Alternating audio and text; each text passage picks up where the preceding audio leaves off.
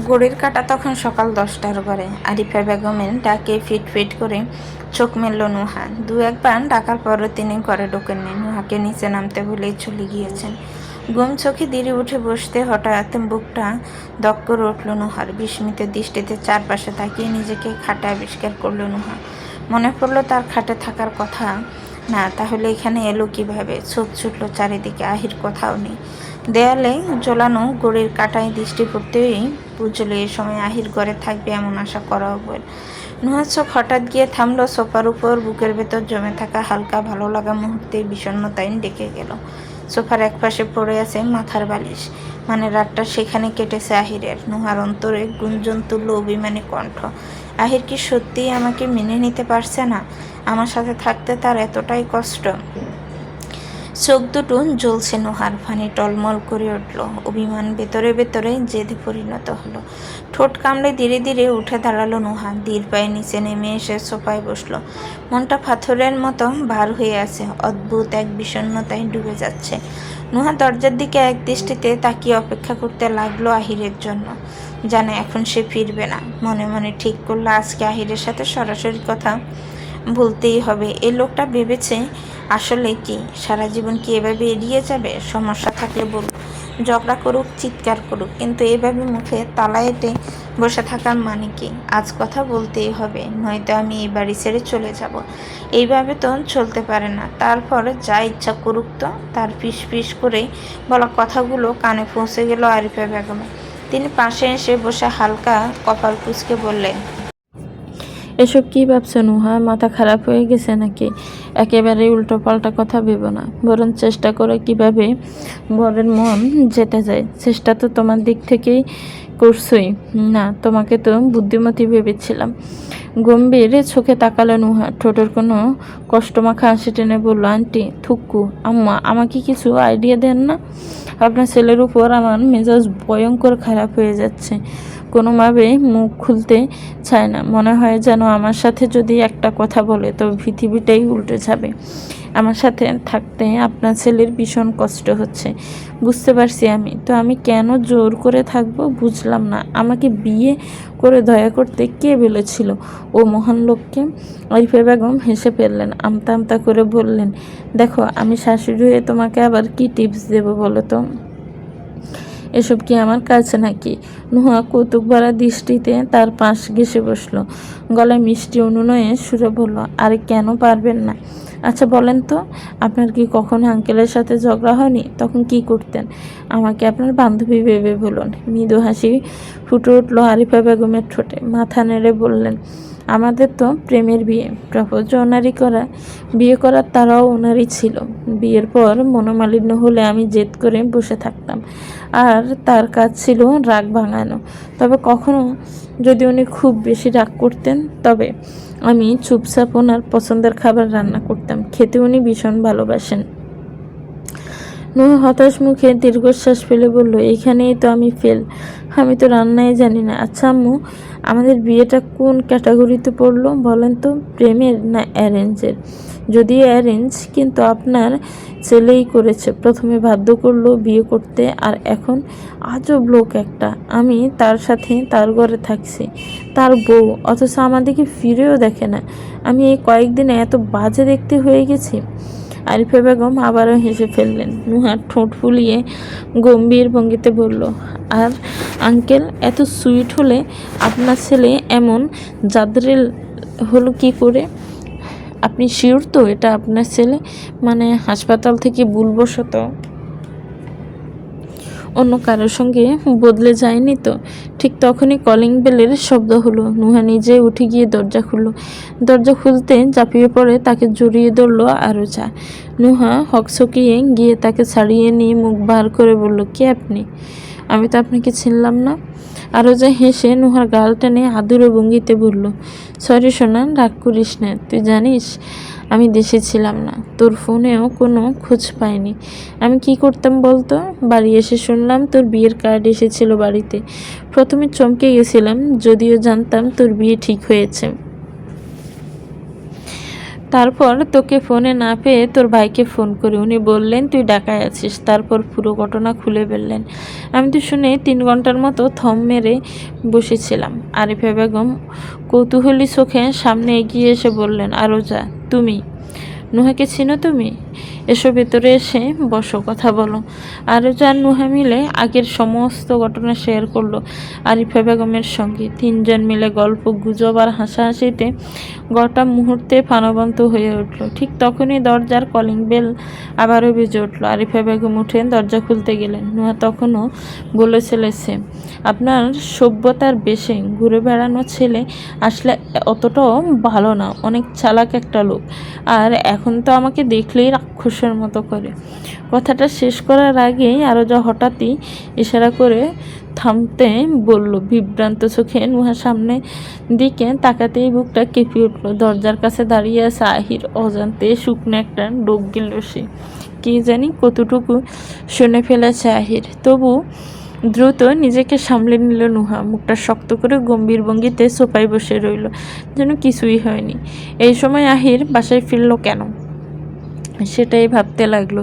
আহিরকে হঠাৎ ফিরে আসতে দেখে আরিফা বেগম বিস্মিত হয়ে জিজ্ঞেস করলেন, তুই এই সময় বাসায় আসলি যে? আমি তোকে ফোন করতেই যাচ্ছিলাম বলে কেমন যেন কণ্ঠটা ভিজে এলো তার। চোখের কোণে জমে উঠল অশ্রু। কাঁদো কাঁদো মুখে আহিরের দিকে তাকালেন। নুহা অবাক হয়ে তাকিয়ে রইল। আরিফা বেগমের এই হঠাৎ পরিবর্তনের কারণ কিছুতেই তার মাথায় ঢুকলো না। আহির একটু সময় নিয়ে বলল, ওই আমি চাকরিটা ছেড়ে দিয়েছি, কিন্তু তুমি আমাকে ফোন করতে যাচ্ছিলে কেন? আরিফা বেগম দীর্ঘশ্বাস ফেলে বললেন, তোর নানু হঠাৎ ভীষণ অসুস্থ হয়ে পড়েছে, অবস্থা নাকি বেশ খারাপ। আমাকে তাড়াতাড়ি যেতে বলেছে, কিন্তু ভেবে কুল পাচ্ছিলাম না নুহাকে একা রেখে কিভাবে যাব। তুই যেহেতু চলে এসেছিস, আমার আর চিন্তা নেই। ঘরে যা, ফ্রেশ হয়ে নে। আর চাকরিটা ছেড়ে দিয়ে ভালোই করেছিস, তোকে দিয়ে এসব চাকরি সম্ভব না। নুহা এবং আরও যা বিস্মিত চোখে আরিফা বেগমের দিকে তাকালো। কিছু জিজ্ঞেস করার আগেই তিনি দুষ্টভঙ্গিতে চোখ টিপে দিলেন।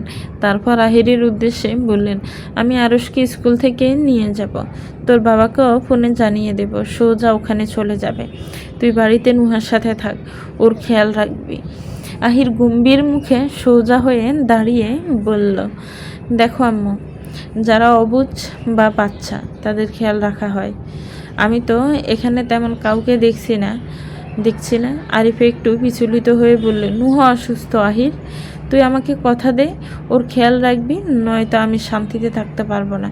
এমনিতে তোর নানু অসুস্থ, এত টেনশনে আমার অবস্থাই খারাপ হয়ে আসছে, মনে হচ্ছে প্রেশার ফেল করবে। কিছুক্ষণ চুপ করে রইল আহির, তারপর দৃঢ় কণ্ঠে বলল, ঠিক আছে, তুমি সাবধানে যাও।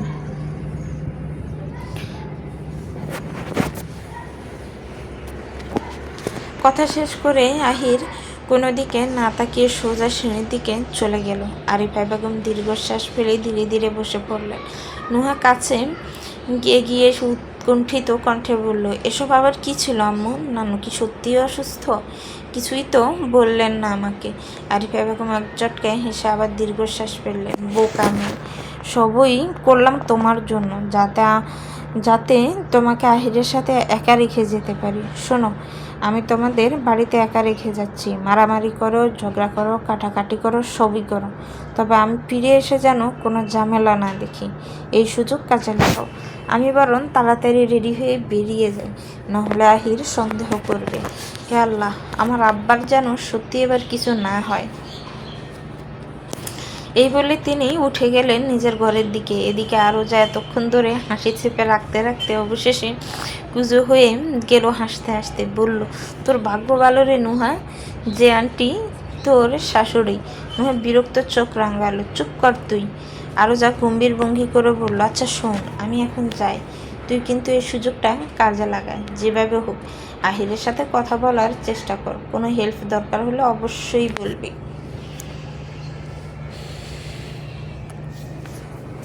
নুহা দীর্ঘশ্বাস ফেলে নিস্তেজ কণ্ঠে বলল, এই সব কিছুর জন্য কিন্তু কিছুটা দায়ী তুইও। আরও যা, আচ্ছা সাবধানে যাস। আরিফা বেগম বেরিয়ে গেছেন কিছুক্ষণ আগে। ঘরে নেমে এসেছে এক অদ্ভুত নীরবতা। নুহা সোফায় গম্ভীর মুখে বসে আছে। দৃষ্টি স্থির, ভেতরে চলতে থাকা চিন্তার ঢেউ যেন তাকে কোথাও টেনে নিয়ে যাচ্ছে। আহির আর চোখে একবার তাকালো নুহার দিকে, তারপর কিছু না বলে রান্নাঘরের দিকে পা বাড়ালো। কফি বানানোর কাজে মন দিল সে। নুহা বিষয়টা খেয়াল করে ধীরে ধীরে উঠে দাঁড়ালো, নিঃশব্দে রান্নাঘরে গিয়ে ঢুকলো। চুলার পানি বসিয়ে দিয়েছিল আহির, সে মনোযোগ দিয়ে মগ প্রস্তুত করছে। নুহা পাশে গিয়ে গ্যাসের অন্য চুলায় আরও একটি পাতিল বসিয়ে চা বানানো শুরু করলো।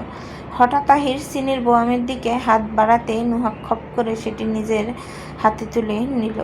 আহির কিছু বলল না, চিনি ছাড়াই কফি তুলে নিয়ে চলে যেতে উদ্যত। ঠিক তখনই পেছন থেকে একটা শব্দ হলো। আহির ঘুরে তাকাতেই দেখলো নুহা মেঝেতে পড়ে গেছে। তার হাত থেকে কফির মগ ছিটকে মাটিতে পড়ল। এক মুহূর্ত দেরি না করে ছুটে গেল আহির, ঝুঁকে পড়ল নুহার পাশে, নুহাকে চেক করলো ব্যাকুল চোখে খুঁজে ফিরল সারা। তারপর কোলে তুলে এনে সোফায় শুইয়ে দিল, ব্যস্ত হাতে পানি ছিটে দিল মুখে। তবু নুহার চোখ কিছুতেই খুলল না। আহিরের বুকের ভেতর অস্থিরতায় জ্বর বয়ে গেল। অজান্তেই নুহার মাথাটা নিজের বুকে টেনে নিয়ে মুখের দুপাশে দুই হাত দিয়ে ডাকতে লাগলো বারবার, নুহা, নুহা, শুনতে পাচ্ছ? চোখ খোলো নুহা। আহিরের কণ্ঠ ভেঙে এলো আতঙ্কে, ডাকতে ডাকতে গলা রুদ্ধ হয়ে আসছে। নুহা ধীরে চোখ মেলল। প্রথমেই চোখে পড়ল আহিরের চটপট করা মুখ, অস্থিরতায় ভরা দুটো চোখ। আহির খুবই আদুরে কণ্ঠ বলল, তুমি ঠিক আছো তো? খুব খারাপ লাগছে? আমি কি তোমাকে ডাক্তারের কাছে নিয়ে যাব? বলো কিছু নুহা, আমাকে উত্তর দাও। সেই মুহূর্তে নুহার চোখ দুটো ভিজে উঠল। এতদিন পর নিজের নাম আহিরের ঠোঁট থেকে শুনে বুক ভরে গেল অদ্ভুত এক ভালো লাগায়। ভেতরের অভিমান, যন্ত্রণা আর ভালোবাসায় মিলেমিশে অশ্রু হয়ে গড়িয়ে পড়ল। কোনো কিছু না ভেবে আহিরকে জড়িয়ে ধরে ফুঁপিয়ে উঠল সে। অস্পষ্ট কণ্ঠে বলল, ভীষণ কষ্ট হচ্ছে আহির, খুব কষ্ট। আপনি তো ডাক্তার, তাই না? প্লিজ কিছু করুন, নয়তো এই যন্ত্রণা সহ্য করতে না পেরে মরে যাব আমি।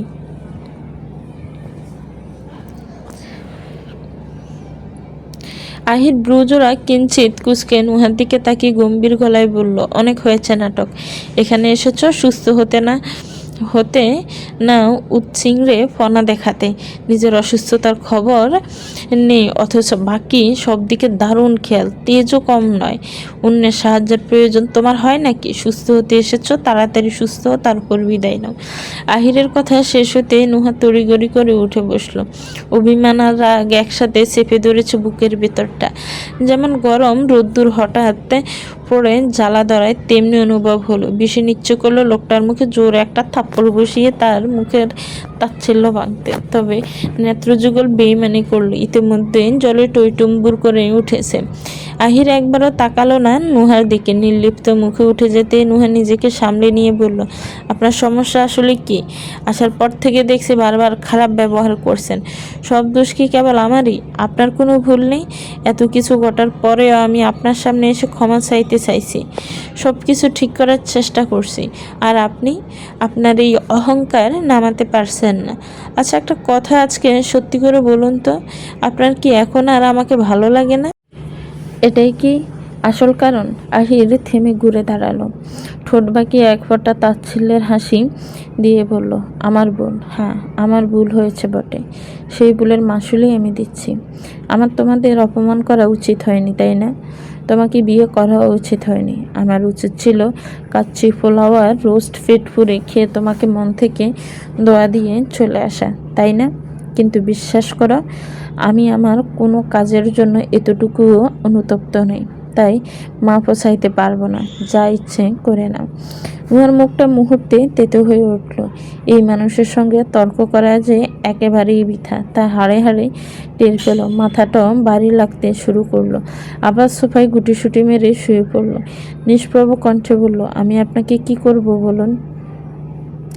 খুন করা তো আর এত সহজ না। আহির নির্লিপ্তভাবে জবাব দিল, সেটা আগেই করে ফেলেছ। এবার চুপচাপ শুয়ে থাকো, এতে তাড়াতাড়ি সুস্থ হবে, আমিও মুক্তি পাব। কথাগুলো বলে আহির চলে গেল। নুহা শূন্য দৃষ্টিতে আহিরের যাওয়ার পানে চেয়ে থাকলো কিছুক্ষণ।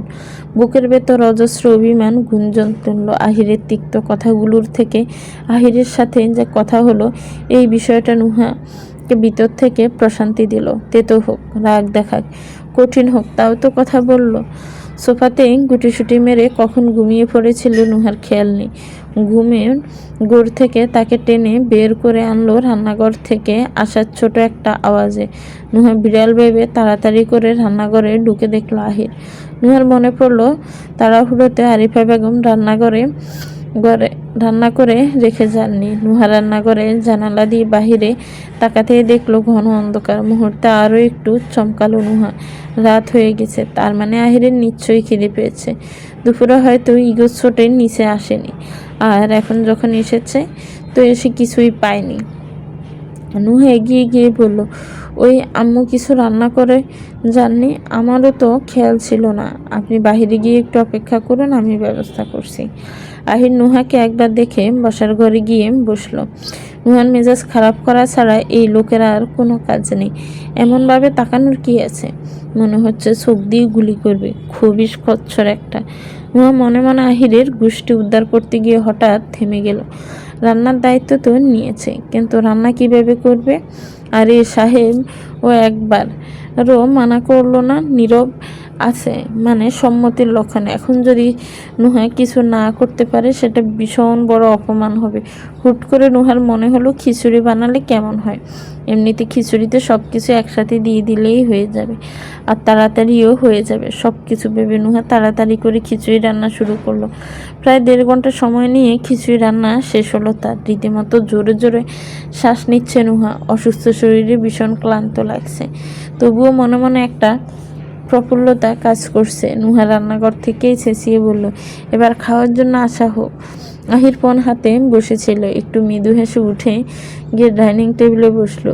নুহা সুন্দর মতো প্লেটে খিচুড়ি নিয়ে আহিরের সামনে রাখলো। খিচুড়ির সাথে বেগুন ভাজাও করেছে। এই বেগুন দিয়েও তার সাথে আরেক কাহিনী ঘটেছে। প্রথমবারের মতো বেগুনগুলো সব পুরো কালো হয়ে গিয়েছিল। পরের বার অনেক কষ্টে বেগুনগুলোকে সাদা সাদা রেখেছে। আহির খাবারের দিকে তাকিয়ে একবার পাশে দাঁড়িয়ে থাকা নুহার দিকে তাকালো। নুহার মুখের চাপা হাসিটা আহিরের চোখ এড়ালো না। বোঝা যাচ্ছে মনে মনে ভীষণ খুশি সে। আহির কিছুটা বলে খাওয়া শুরু করলো। খাওয়া শেষ হয়ে গেলেও বেগুনগুলো থালার এক কোণে পড়ে থাকলো। আহির উঠতে উঠতে বলল, অবশ্যই খুন করার এই পদ্ধতিটাও ভালো ছিল। বেগুনে আমার সাংঘাতিক অ্যালার্জি, তাও বেগুন দেওয়া হলো। এরপরেও কি আমি বিশ্বাস করব এটা জেনে বুঝে করা হয়নি?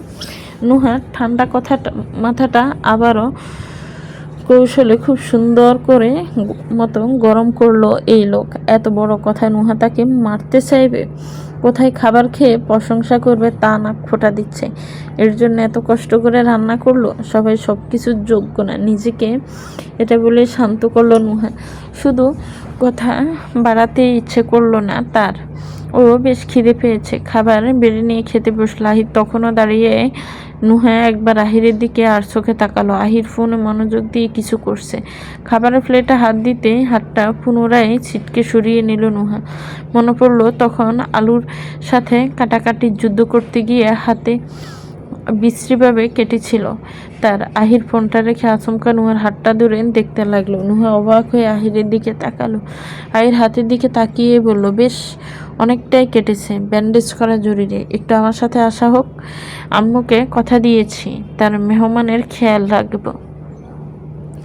এই অতিরিক্ত খারাপ মানুষটাকে তার মাকে দেওয়া কথা রাখার সুযোগ দেওয়া হোক। নুহা অবাকের চরম সীমায়। নুহা ভালো করেই জানে লোকটা নুহার জন্য বেশ ব্যাকুল।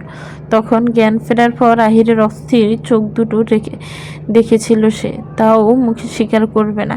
ঠিক আছে, কতক্ষণ এসব চলে সেটা নুহাও দেখে নেবে। আপাতত চুপচাপ আহিরের পিছু পিছু ঘরে পৌঁছালো। আহির বেশ সময় নিয়ে নুহার হাতে ব্যান্ডেজ করে দিল। তারপর ফোন চেক করে বলল, আমি না আসা অবধি যেন এখানেই বসে থাকা হয়। কথাটা বলেই বেরিয়ে গেল ঘর থেকে।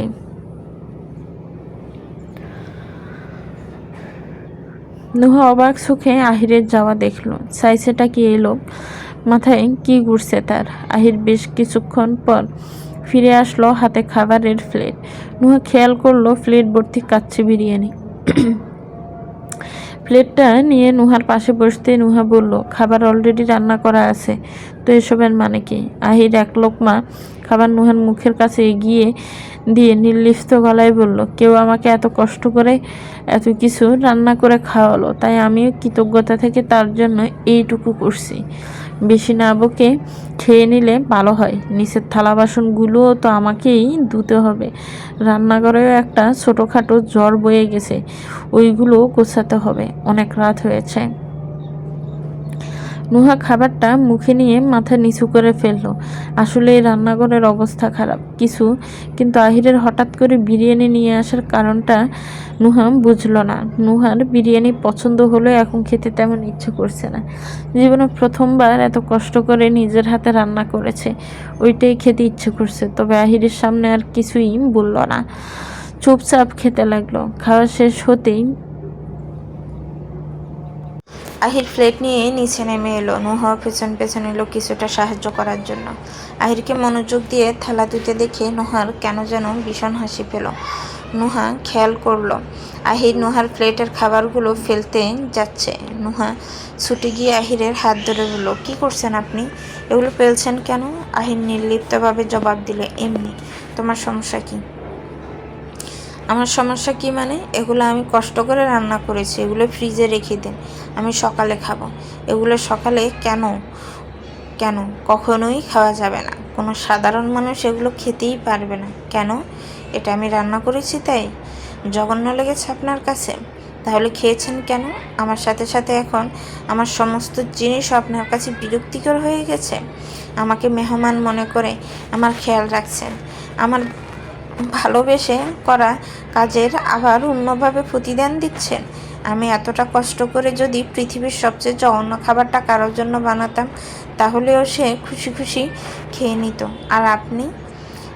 আচ্ছা, এসব করে কি প্রমাণ করতে চাইছেন? আমি আপনার বাকি কথা শেষ করার আগে আহির নুহার গালে এক চামচ খিচুড়ি ফুরি দিতে নুহা অবাক হয়ে আহিরের দিকে তাকালো। মুহূর্তে প্রচণ্ড জাল আর একদমই নুন ছাড়া অতি বিষাদ খাবার তার গলা দিয়ে নামতেই চোখে মুখে রং বদলে গেল। আহির তার সামনে পানির গ্লাস ধরতে নুহা একদমই পুরোটা শেষ করে অপরাধীর চোখে আহিরের দিকে তাকালো। আহির গ্লাসটা নুহার হাত থেকে নিয়ে টেবিলে রেখে বলল, কি হলো? কথা বন্ধ হয়ে গেছে? কি যেন বলা হচ্ছিল?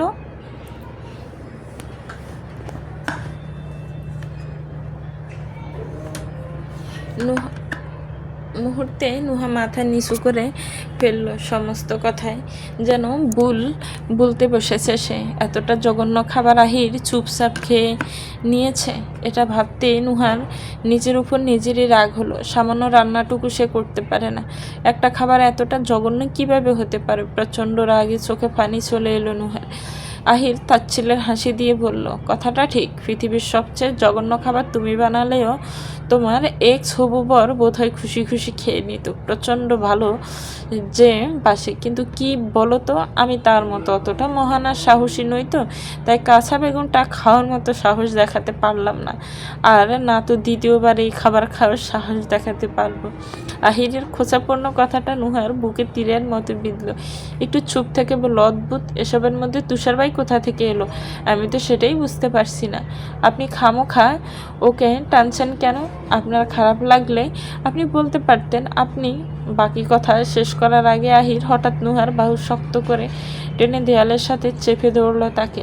নুহা টের পেল আহিরের শরীর কাঁপছে রাগে, চোখ দুটো যেন লাল আগুনের মতো জ্বলছে। আসমকে এতটা ক্রোধে কেন? নুহা বুঝে উঠতে পারল না। বুকের ভেতর অজানা ভয় দানা বাঁধল। দাঁতে দাঁত পিষে আহির গর্জে উঠল, ওকে টেনেছি বলে এত গায়ে লেগেছে, এজন্য ওর কাছে সরি চাইতে হবে? বলো তো, ও তোমাকে এমন কি দিয়েছে যা আমি দিতে পারিনি? টাকা? আচ্ছা, আমার ভালোবাসার চেয়ে টাকা বড়? তাহলে এখনও আমার সামনে দাঁড়িয়ে আছো কেন? কেন আমার জন্য এত কষ্ট করছো? শোনো, একটা কথা পরিষ্কার বলি, এসব করে কোনো লাভ নেই। I hate you. আমি তোমাকে আমার জীবন থেকে জাস্ট বের করতে চাই। আমি তোমাকে। আহিরের বাক্য শেষ হওয়ার আগে ভয়ঙ্কর সাহসী এক কাজ করল নুহা। সমস্ত অভিমান, সমস্ত যন্ত্রণা ভেঙে দিয়ে নিজের গোলাপের মতো কোমল উষ্টজোড়া চেপে ধরল আহিরের শুকনো পুরুষালী ঠোঁটে। মুহূর্তের জন্য সময় থমকে গেল যেন। আহির স্তব্ধ হয়ে গেল, মূর্তির মতো দাঁড়িয়ে শুধু নুহার বন্ধ চোখের পাপড়ির কাঁপন দেখল। মুহূর্তে আহিরের হাত থেকে কফি প্লেটটা মাটিতে আছড়ে পড়ল, ঝনঝন শব্দে ভেঙে টুকরো টুকরো হয়ে গেল। নুহা ধীরে ধীরে চোখ মেলল, চোখের কোণে জমে থাকা অশ্রু বিন্দুগুলো গড়িয়ে পড়তে পড়তে শিবুকে এসে থামল। পরের মুহূর্তে নিজের করা কাজটা উপলব্ধি করে চমকে উঠল সে। বুকের ভেতর দরপড়ানি বেড়ে গেল, আচমকা দৌড়ে ঘর থেকে বেরিয়ে গেল। আহির স্তম্ভিত হয়ে দাঁড়িয়ে রইল, বিস্ময় আর অবিশ্বাস মাখা চোখে নুহার চলে যাওয়ার পথের দিকে তাকিয়ে থাকলো। ঘরে ঢুকে দপ করে বিছানায় বসে পড়ল নুহা, ঠোঁটে হাত রেখে শিউরে উঠল। কি করে ফেললাম আমি কি সত্যিই এমনটা করলাম? মুহূর্তে শরীরের প্রতিটি লোম খাড়া হয়ে উঠল তার। মনে হচ্ছে পুরো পৃথিবী নুহার দিকে চেয়ে আছে। বুকের ভেতর এক অদ্ভুত শীতলতা জমে উঠছে। সময় যেন কচ্ছপের মতো ধীরে ধীরে কাটতে লাগলো। অথচ আহির ঘরে এলো না। নুহার মনে ভয়ের শিহরণ ছড়িয়ে পড়ল। যদি অতিরিক্ত রেগে গিয়ে আর না আসে, নাকি এত বড় ধাক্কা সামলাতে না পেরে মূর্ছা গেছে। এই চিন্তা আবারও অস্থির হয়ে উঠল। অবশেষে দ্বিধাভরা মন নিয়ে বিছানা থেকে উঠে দাঁড়ালো নুহা। ঠিক তখনই ঘরের দরজা ঠেলে ভেতরে ঢুকলো আহির। হৃদস্পন্দন যেন মুহূর্তেই দ্বিগুণ হয়ে উঠল নুহার। তাড়াহুড়ো করে আবার শুয়ে পড়ল সে। চাদর দিয়ে মুখ ঢেকে ফেলল। বুকের ভিতরে এক অদ্ভুত কাঁপন। চোখ পড়লে সব ফাঁস হয়ে যাবে। ভয়ের থেকে বেশি লজ্জাটাই গ্রাস করছে ক্রমশ। চোখ বন্ধ করে নুহা টের পেল আহির ধীর পদক্ষেপে তার দিকে এগিয়ে আসছে। প্রতিটি পদক্ষেপ তার কানে ধ্বনিত হচ্ছে, প্রতিটি ধ্বনি নুহার বুকের ভেতরের কাঁপন আরো গভীর করে তুলছে। আহির নুহার পাশ থেকে একটা বালিশ তুলে নিয়ে সোফায় চলে গেল। নুহা মাথা উঁচু করে দেখলো আহির সোফায় শোবার প্রস্তুতি নিচ্ছে। হঠাৎ করে নুহা উঠে গিয়ে আহিরের হাত থেকে বালিশটা টেনে নিল এবং দপ করে সোফায় বসে পড়ল। আহির ব্রু কুচকে তাকাতে নুহা মুখ ঘুরিয়ে হালকা রাগিয়ে শুরু বলল, কি এমনভাবে তাকাচ্ছেন কেন? আমি আপনার স্ত্রী, কোনো ভাগ ভালুক নই যে আপনার সাথে এক বিছানায় থাকলে আপনাকে টুপ করে গিলে ফেলবো। তাছাড়া বিছানাটা তো আপনারই, তাহলে সমস্যা কোথায়? আহির শান্ত গলায় বলল, সমস্যা একটাই, আমি তোমার সাথে থাকতে চাই না। এটা আর কতবার বলতে হবে? রাতের বেলা শুধু শুধু ঝামেলা বন্ধ করে আমাকে শান্তিতে থাকতে দাও। হাত জোর করছি তোমার কাছে, প্লিজ। নুহা নিরীহ মুখ করে বলল, তাহলে ব্যাপারটা সহজ। হয় আপনি আমার সাথে বিছানায় থাকবেন, নয়তো একদমই শান্তিতে থাকতে পারবেন না। আহির ব্রু কুচকে তাকালো। মানে? নুহা একটু ভাবুক ভঙ্গিতে বলল, মানে আমি আন্টিকে ফোন করে বলে দেব আপনি আমাকে একা পেয়ে অত্যাচার করেছেন, আমার সাথে খারাপ আচরণ করেছেন, আমাকে কষ্ট দিয়েছেন, আমাকে। নুহা বাকি কথা শেষ করার আগে আহির নুহার হাত থেকে বালিশটা নিয়ে নিল। অযথা কথা বাড়াতে ইচ্ছে করলো না তার, নয়তো এই মেয়ে কি করে বসবে কে জানে। আহির হালকা বিরক্তি নিয়ে বলল, কে কাকে অত্যাচার করছে সেটা আল্লাহ ভালো জানে। ঠিক আছে, বিছানায় শোবো, তবে শর্ত একটাই, খবরদার আমাকে কোনোভাবেই ছুবে না। নুহা মুখ টিপে হাসলো, বলল, আপনি তো একদম বাংলা সিনেমার নায়িকাদের মতো কথা বলছেন। খবরদার ছুবেন না আমাকে, ছেড়ে দে শয়তান, আমার দেহ পাবি কিন্তু মন পাবি না। এইটাই কথা, যেন আমি চুলেই আপনার ইজ্জত চলে যাবে, আপনার আর বিয়েই হবে না। অবশ্য প্রথম বউ মানে আমি বেঁচে থাকতে আপনার আর বিয়ে করাও হবে না। আহির একটা দীর্ঘশ্বাস ফেলল, কোনো উত্তর না দিয়ে চুপচাপ শুয়ে পড়ল। কিছুক্ষণ নীরবতা কাটার পর নুহাও আহিরের পাশে শুয়ে পড়ল। একটু পর একটা দীর্ঘশ্বাস ফেলে আহিরের বুকে মাথা রাখলো। হালকা জড়িয়ে ধরতে আহির কড়া চোখে তাকালো। নুহা নিরীহ মুখ করে বলল, এভাবে কড়া চোখে তাকাবেন না তো, যেন এখনই খেয়ে ফেলবেন আমাকে। শুনুন, একমাত্র বরের বুকে থাকতে আমি কেন বালিশ চুরিয়ে ঘুমাবো? আমার পুরো অধিকার আছে, আপনি না চাইলেও কিছু করার নেই। এবার চুপচাপ ঘুমান, আমার প্রচণ্ড মাথা ধরেছে। আপনার জ্বালাতনে আমি ভুলেই গেছি আমি যে অসুস্থ। সকালের মোলায়েম আলো জানালা দিয়ে ঘরে ঢুকেছে। ধীরে ধীরে চোখ মেলতে নুহা অবাক হয়ে আবিষ্কার করলো সে আহিরের বাহুর ভেতর আবদ্ধ আছে। সাথে সাথে গত রাতের কথা মনে পড়তে ঠোঁটের কোণে মৃদু হাসি ফুটে উঠল। চোখ ফিরিয়ে দেখলো আহির এখনো গভীর নিদ্রায় তলিয়ে আছে। নিশ্চয়ই ঘুমের ঘুরেই ওকে এভাবে বুকে টেনে নিয়েছে। নুহা কিছুক্ষণ এক দৃষ্টিতে তাকিয়ে রইল আহিরের ঘুমন্ত মুখের দিকে। কি শান্ত, কি স্নিগ্ধ লাগছে মানুষটাকে, একদম শিশুদের মতো নিশ্চিন্তে ঘুম। এলোমেলো চুলগুলো কপালে ছড়িয়ে আছে। নুহা ধীরে আঙ্গুল বাড়িয়ে তা সরিয়ে দিল। আহিরের থুতনিতে একটা ছোট কালো তিল আছে। নুহার ইচ্ছে করলো এই তিলটাতে কড়া একটা চুমো খেতে। নিজের ভাবনায় নিজেই লজ্জা পেল নুহা। মনে মনে নিজেকে খুব করে শাসালো তার নির্লজ্জ ভাবনার জন্য। হঠাৎ নুহার ফোন বাজতে আহিরও অস্থির হয়ে নড়ে চড়ে উঠল। নুহা উঠতে চাইলে আহির আদৌ ঘুমে চোখ খুলে তার মুখের দিকে তাকালো। নুহা বিরক্তির বান করে বলল, অদ্ভুত মানুষ তো আপনি। কালকে তো ছুতেও চাইছিলেন না, আর আজ ছাড়তে চাইছেন না। আহির কিছু না বলে হালকা ধাক্কা দিয়ে নুহাকে সরিয়ে উঠে বসলো। নুহা আহিরের দিকে ব্রু কুঁচকে তাকিয়ে ফোনটা রিসিভ করলো। ফোনের ওপাশ থেকে আরিফা বেগমের গলা ভেসে এলো, নুহা কোথায় তোমরা? এখনো বাড়ির গেট বন্ধ? আমরা তো পৌঁছে গেছি, দরজাটা খোলো মা। নুহা ঘড়িতে তাকিয়ে দেখলো প্রায় 10টা বাজে। এতক্ষণ ধরে শুয়েছিল ভাবতেই নুহা অবাক হলো। আহির কেন তাকে ডাকলো না, বরং তার সাথে শুয়েছিল। আহিরের তো তাড়াতাড়ি ওঠার অভ্যাস, কে জানে এই লোকের কি হয়েছে। নুহা ভাবনার মাঝে আহিরের বিরক্তিমাখা মুখের দিকে চোখ পড়তেই বলল, আবারও এইভাবে দেখছেন? সকাল সকাল কোথায় প্রেম প্রেম চোখে বউয়ের দিকে তাকাবেন, একটু রোমান্টিক হবেন, তা না করে এমনভাবে তাকিয়ে আছেন যেন কাল রাতে আপনার সাথে খুব খারাপ কিছু হয়েছে। আপনার মতো আনরোমান্টিক রাক্ষস লোক আমার স্বামী হলো কিভাবে? আপনার বউয়ের কপাল কি খারাপ? আচ্ছা, আপনার কি কোনো সমস্যা আছে? কথাগুলো এক নাগাড়ে বলছিল নুহা। হঠাৎ আহিরের চোখে চোখ পড়তে হালকা ধাক্কা খেল নুহা। একটা শুকনো ডোক গেল। আহিরে কেমন অদ্ভুত দৃষ্টিতে তাকিয়ে আছে। পরের মুহূর্তে কিছু বোঝার আগেই আহির নুহাকে একটানে নিয়ে বিছানায় ফেলে দিল। তার শক্ত বাহুর চাপে নুহা দেয়ালের সাথে মতো শক্ত বুকে আটকে গেল। চোখ দুটো নিজের অজান্তে বন্ধ হয়ে গেল তার। ভয়, লজ্জা আর বুকের ভিতরের অজানা এক কম্পন আচ্ছন্ন করে ফেলল নুহাকে।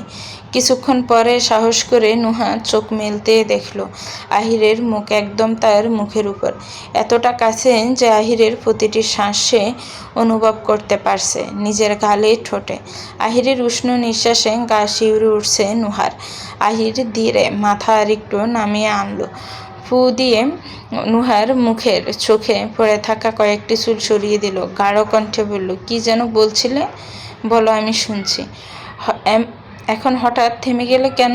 আহিরের আরও একটু ঘনিষ্ঠ হতে নুহার বুকের ভেতরটা প্রচণ্ড শব্দে ধকধক করতে লাগলো।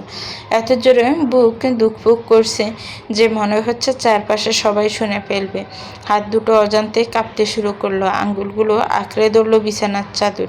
শ্বাস নিতে কষ্ট হচ্ছে, চোখের পাতা ভারী হয়ে আসছে, গলা শুকিয়ে যাচ্ছে। নুহা কাঁপা গলায় কোনো মতে বলে উঠল, আন্টি নিচে অপেক্ষা করছে, আমাকে যেতে হবে। আহির তখনও ব্রুকুসকে এক দৃষ্টিতে তাকিয়ে আছে, চোখে কিছুটা বিরক্তি। নুহাকে ছেড়ে দিয়ে উঠে বসলো। এক মুহূর্তে দেরি না করে বিছানা থেকে নেমে ওয়াশরুমের দিকে হাঁটতে শুরু করলো।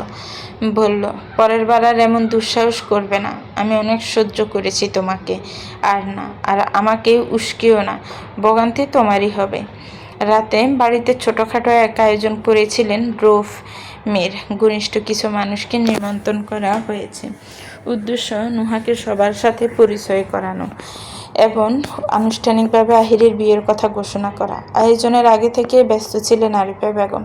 নুহার জন্য রেখে গেছেন মেরুন রঙের ওপর সোনালি সুতোয় কাজ করা একটি শাড়ি। একটু পর নিজেই নুহাকে শাড়িটা পরিয়ে দিয়ে গেলেন। নাকে হালকা জলমনে ডায়মন্ডের নাকফুল, গলায় পাথরের সরু নেকলেস, কানে মিলিয়ে দুল আর দুহাত ভর্তি চুড়ি, সব মিলিয়ে অপূর্ব সুন্দর লাগছে নুহাকে। আয়নার সামনে দাঁড়িয়ে নুহা নিজের প্রতিচ্ছবির দিকে তাকালো। এক মুহূর্তের জন্য তার মনে হলো এ যেন অন্য কেউ, নিজেকেই যেন চিনতে পারছিল না। ধীরে ধীরে পা ফেলে নিচে নামতেই দেখলো চারপাশে অতিথিদের কোলাহল, হাসি, আড্ডার শব্দ কানে এলো। নুহা প্রথমেই আহিরকে খুঁজতে শুরু করলো। চোখে পড়লো একটু দূরে আহির তার বন্ধুদের সঙ্গে গল্প করছে, বেশ হাসি খুশি দেখাচ্ছে তাকে। অথচ কিছুক্ষণ আগেও তো আরিফা বেগমের সঙ্গে অনুষ্ঠানে তুমুল ঝগড়া করছিল। মানে বিষয়টা এমন যে আমি কলা খাবো না, কিন্তু ছিলে দিলে চুপচাপ খেয়ে ফেলবো। নুহার মনে খটকা লাগলো, বিরক্তি হলো। আর সেই বিরক্তি যেন হঠাৎ বেড়ে গেল 3 গুণ যখন আহিরের ঠিক পাশে দাঁড়িয়ে থাকা একটা মেয়ে নুহার নজরে পড়লো। মেয়েটাকে চিনতে নুহার বেশি সময় লাগলো না। মেয়েটি বেশ প্রাণবন্ত ভঙ্গিতে হাসছে, আর আহিরও অনায়াসে কথায় হাসিতে সাড়া দিচ্ছে। নুহার বুকের ভেতর হঠাৎ অদ্ভুত কেমন একটা চাপা আগুন দপদপ করে উঠল। আহিরের বন্ধুদের মধ্যে সবাই আনন্দ উচ্ছ্বাসে অবিষ্ট। হঠাৎ ভিড়ের ফাঁক দিয়ে রোশন এসে উপস্থিত হলো। তাকে দেখে আহিরের মুখটা উজ্জ্বল হয়ে উঠল। হাত বাড়িয়ে আলিঙ্গন করতে চাইল, কিন্তু রোশন আচমকা আহিরকে ধাক্কা দিয়ে সরিয়ে দিল। ঠোঁট কামড়ে বিরক্তি ভঙ্গিতে বলল, খবরদার যদি আমাকে ছুঁয়েছিস তো। শালা, কি যেন বলেছিলি তুই? ওই মেয়েটা আমার সাথে মানাবে না। আরও কি বলিসনি তাই বল। শেষ পর্যন্ত তুই নিজে বিয়ে করে বসে আছিস। তুই তো বলেছিলি আমি নাকি এর চেয়ে 12 মিনিট রিজার্ভ করি। কই রে? চারপাশে তো কাউকে দেখতে পাচ্ছি না। রোশনের কথায় আশেপাশে থাকা বাকিরা হেসে লুটোপুটি খাচ্ছে। আহির মুচকি হেসে রোশনকে জোর করে আলিঙ্গন করলো। বন্ধুর কাঁধে চাপড় মেরে হালকা মজা করে বলল, আরে ভাই, এত রাগ করছিস কেন? আমি এখনো বলছি তুই ওর থেকে ভালো মেয়ে ডিজার্ভ করিস, কিন্তু ওকে তুই ডিজার্ভ করিস না। বিশ্বাস কর ভাই, ও একেবারে ডেঞ্জারাস আইটেম। ওর বাপ ভাই কারো চরিত্র ভালো না, এক একজন ডাকাত টাইপ। তুই সামলাতে পারতি না।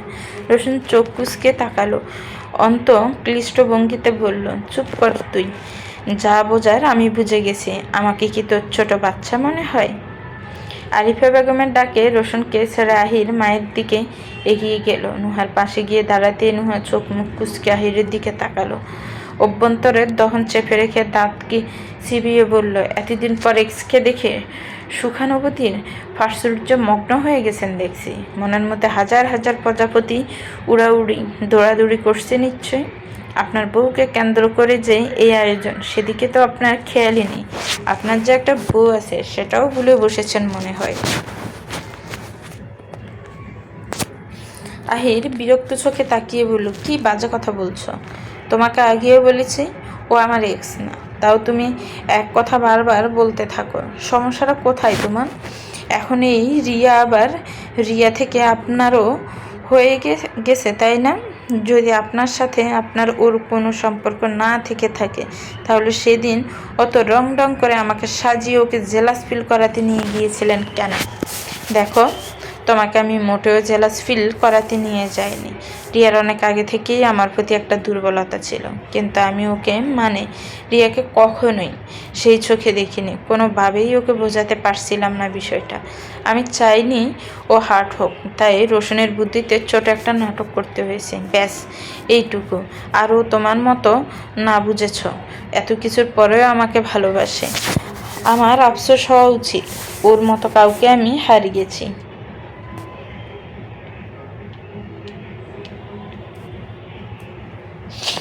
খুব আফসোস হচ্ছে না আপনার? ঠিক আছে, আমাকে তো আর আপনার ভালো লাগে না, তো যান আপনার এই ওর কাছে, গলায় ঝুলে পড়ুন। ওকে হারিয়ে একদমই আফসোস করবেন না, এখনও যথেষ্ট সময় আছে। কথাগুলো বলে নুহা ত্বরিত পায়ে সিঁড়ির দিকে চলে গেল। আরিফা বেগম পাশে একজনের সাথে কুশল বিনিময় করছিলেন। আচমকা নুহাকে যেতে দেখে অবাক চোখে আহিরের দিকে তাকালেন। নুহা যাওয়ার পর অনেকটা সময় পার হওয়ার পরেও সে ফিরে এলো না। আস্তে আস্তে অতিথিরাও খাওয়া দাওয়া শেষ করে প্রস্থান করলেন। আরিফা বেগম ভাবলেন, নুহার হয়তো বা শরীর খারাপ লাগছে। কেউ নুহার কথা জিজ্ঞেস করলেও তিনি অসুস্থতার কথা বলে বিষয়টা কাটিয়ে দিলেন। বাড়ি ইতিমধ্যে পুরোপুরি ফাঁকা। আরিফা বেগম আহিরের ঘরে ঢুকতে দেখলেন নুহা লাগেজ গুছানো শুরু করেছে, সাথে সাথে ফুপিয়ে কেঁদে যাচ্ছে। আরিফা বেগমকে দেখেন দ্রুত চোখের পানি মুছে হাসি মুখে তাকিয়ে বলল, আম্মু, আপনি এখানে? অতিথিরা কি সবাই চলে গেছেন? আরিফা বেগম মাথা নাড়িয়ে নুহার কাছে এসে বললেন, এসব কি নুহা? তুমি কি কোথাও যাওয়ার কথা ভাবছো? নুহা মাথা নাড়ালো। আরিফা বেগম কিছু বলার আগে আহির ভেতরে ঢুকলো।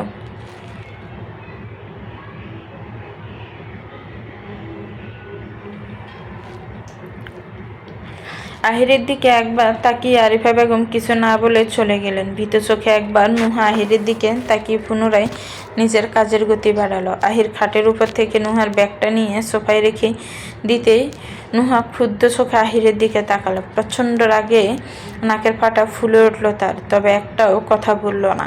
আহির ঘরের দরজাটা বন্ধ করে খাটের এসে বসে বলল, এখন অনেকটা রাত হয়ে গেছে, আমার বরং কালকে সকাল সকাল চলে যাব, তবে আমি কিন্তু দুদিনের বেশি থাকতে পারবো না। নুহা ব্রু কুচকে আহিরের দিকে তাকালো, বলল, সকালে আপনি কোথায় যাবেন? বিয়ের প্রথমবার শ্বশুরবাড়িতে জামাই বউ একসাথে যাই জানতাম। তোমাদের ওইখানে কি নিয়ম ভিন্ন? রাতের বেলায় খাওয়ার নিয়ম নাকি?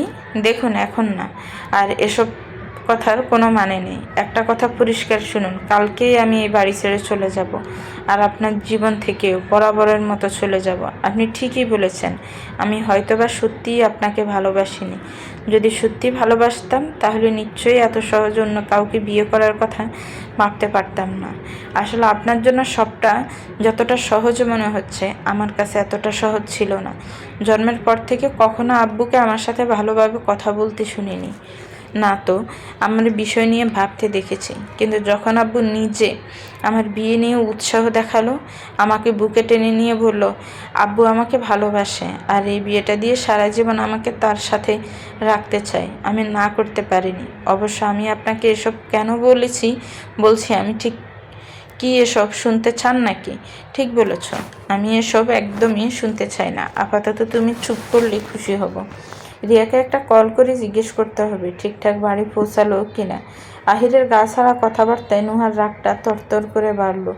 এগিয়ে এসে আহিরের হাত থেকে ফোনটা কেড়ে নিয়ে ছুঁড়ে মেরে বলল, কালকেই আমাকে ডিভোর্স দেবেন। আমি আর থাকতে চাই না আপনার মতো মানুষের সঙ্গে।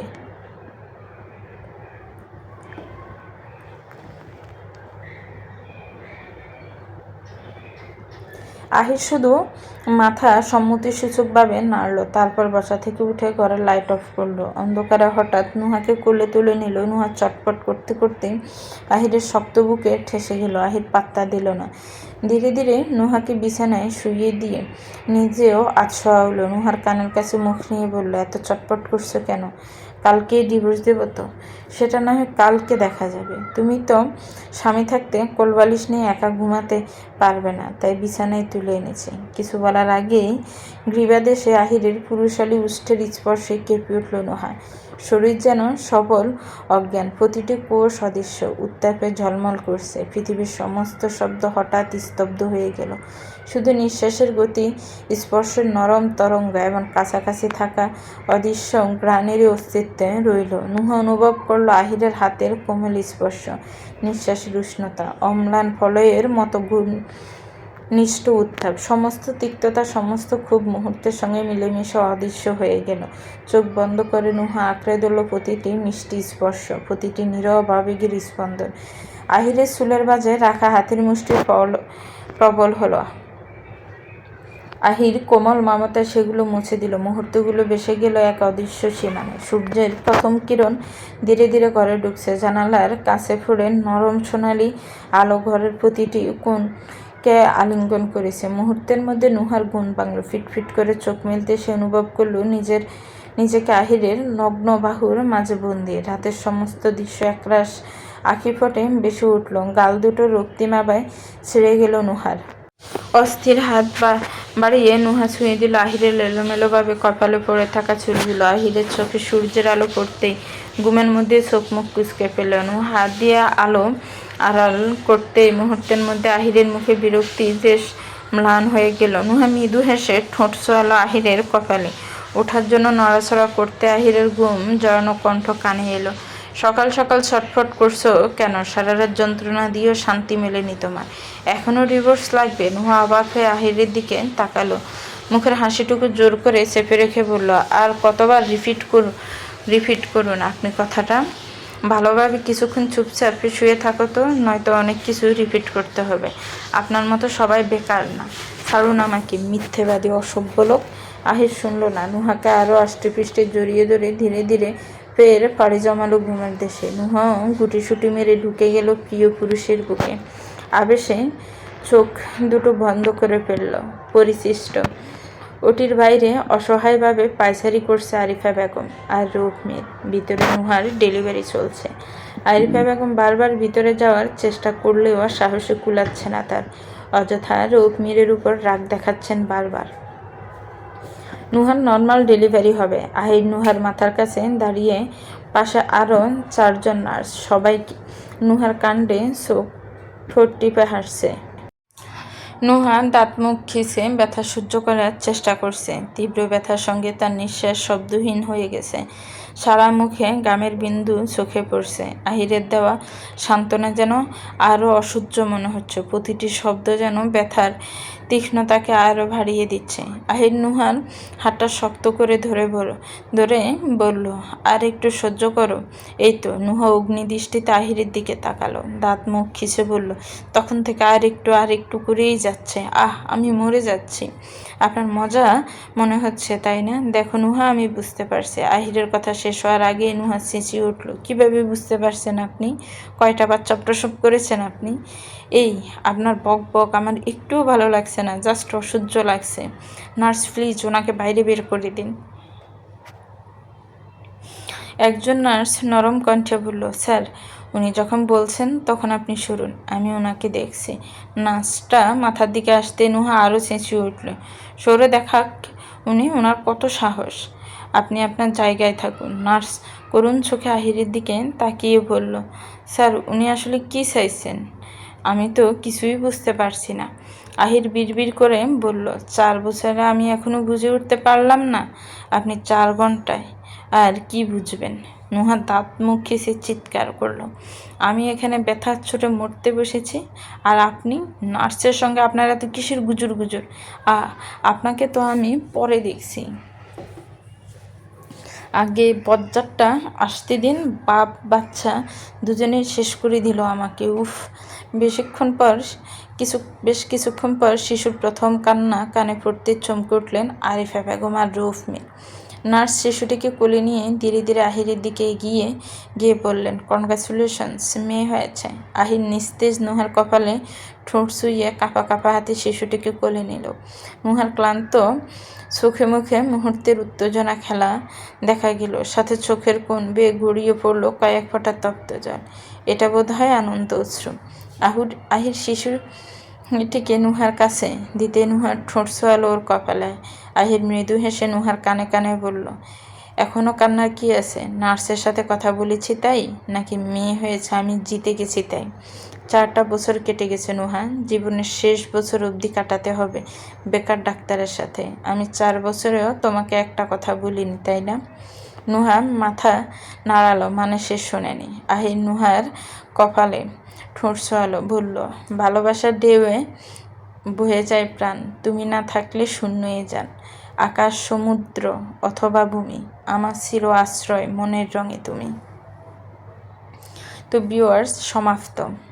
তো ভিউয়ার্স, গল্পটার শেষ পর্ব আপনাদের কাছে কেমন লেগেছে একটু কমেন্টস করে জানাবেন। গল্পটা ভালো লাগলে একটি লাইক করবেন, গল্পটাকে শেয়ার করবেন, আর আমার চ্যানেলকে সাবস্ক্রাইব করবেন। আমি আসলে বেশ কিছুদিন যাবৎ ভীষণ অসুস্থতার মধ্যে দিয়ে যাচ্ছি, তাই নিয়মিত গল্প দিতে পারিনি, ভিডিও দিতে পারিনি। চেষ্টা করব নিয়মিত ভিডিও দেওয়ার জন্য। আমার জন্য দোয়া করবেন, ভালো থাকবেন, সুস্থ থাকবেন, আমার চ্যানেলের সাথেই থাকবেন, আর আমার চ্যানেলকে সাবস্ক্রাইব করবেন। যারা অলরেডি সাবস্ক্রাইব করে রেখেছেন তাদেরকে অনেক অনেক ধন্যবাদ। আল্লাহ হাফিজ। আসসালামু আলাইকুম ওয়া রাহমাতুল্লাহ।